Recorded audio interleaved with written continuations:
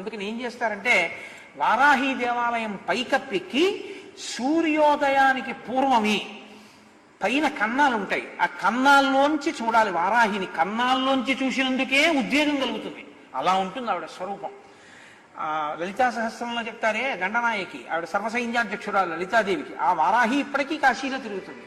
రాత్రి వేళ లోపలికి వెళ్ళిపోతుంది, తెల్లవారుతుండగా లోపలికి వెళుతుంది.